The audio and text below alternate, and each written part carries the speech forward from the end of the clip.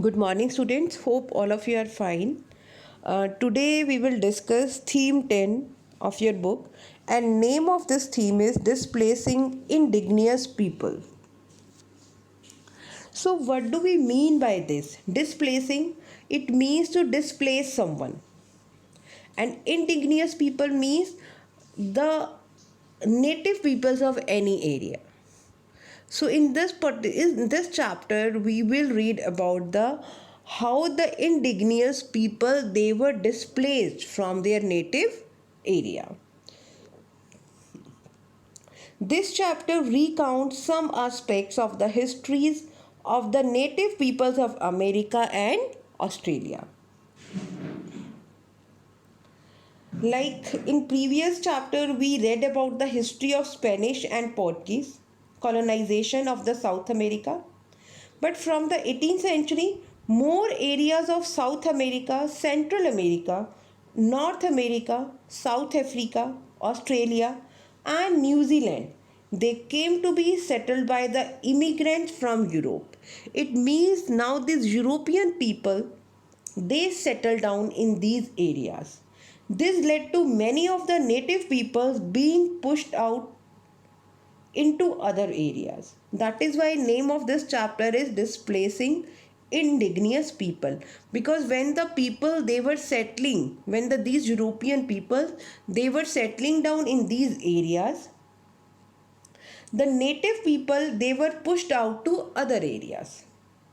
The European settlements were called colonies.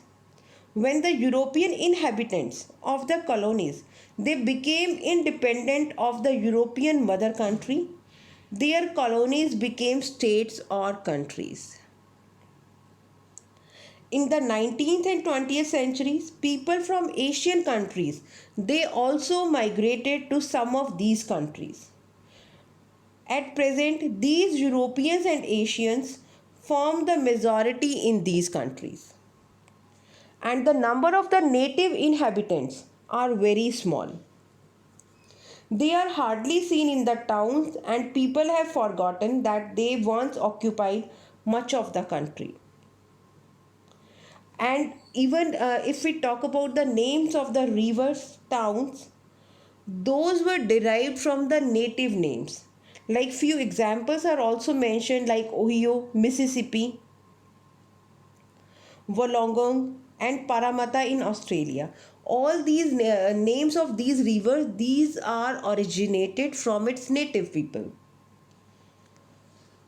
Till the middle of the 20th century, American and Australian history textbook they used to describe how Europeans discovered the America and Australia.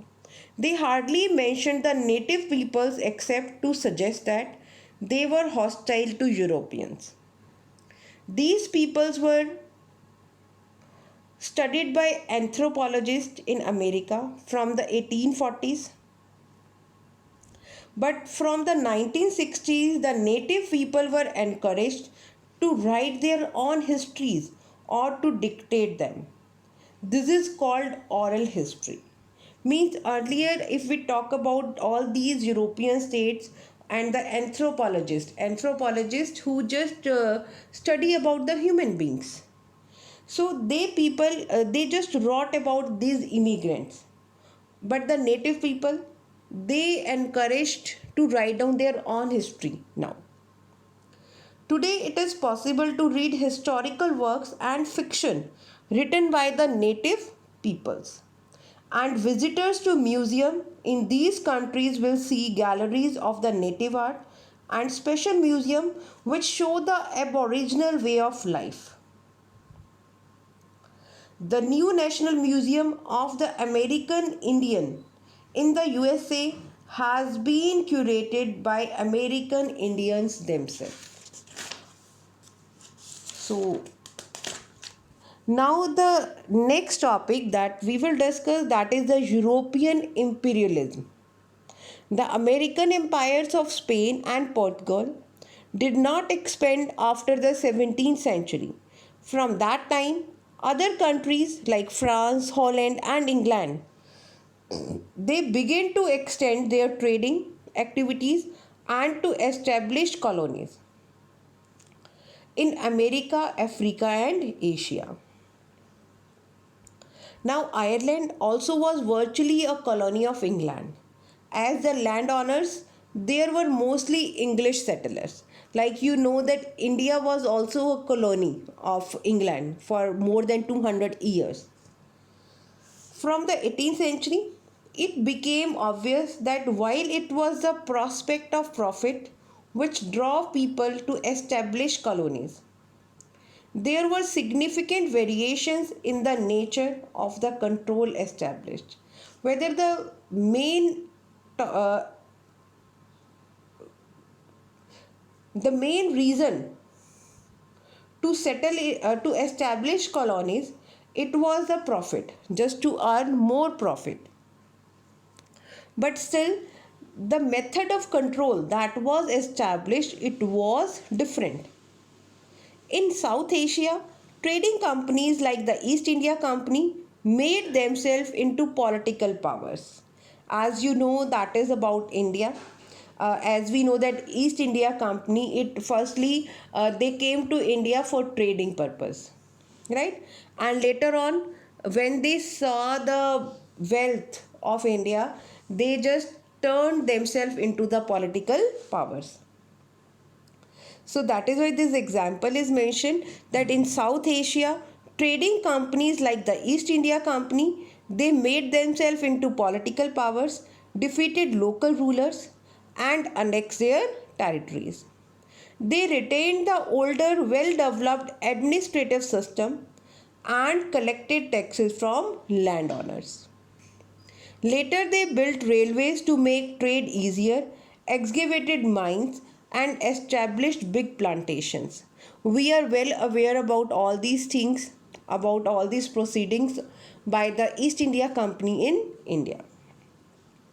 In Africa, Europeans traded on the coast except in South Africa, and only in the late 19th century did they venture into the interior. After this, some of the European countries reached an agreement to divide up Africa as colonies for themselves. Now, the Africa was divided among by these European countries. The word settler is used for the Dutch in South Africa, the British, New Zealand and Australia, and the Europeans in America.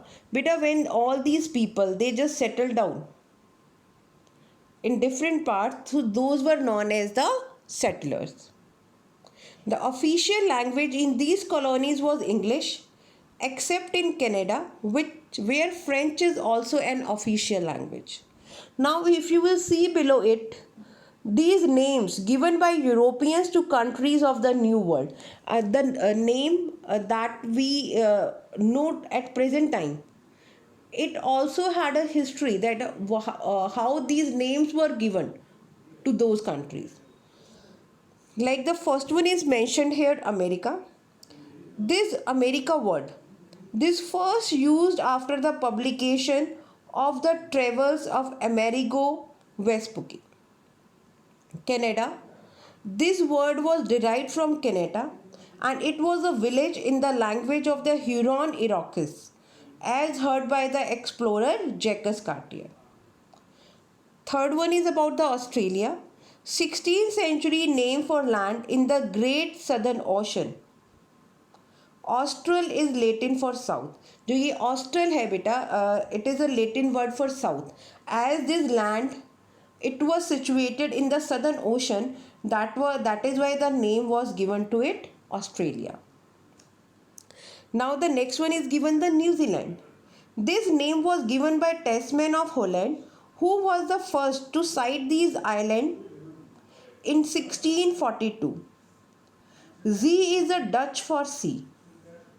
So Z in Dutch language C is pronounced as Z. That is why the name was given New Zealand. So in this way all these names were given by the European to the countries of the New World. So hope all of you have understood this topic. Thank you and have a nice day.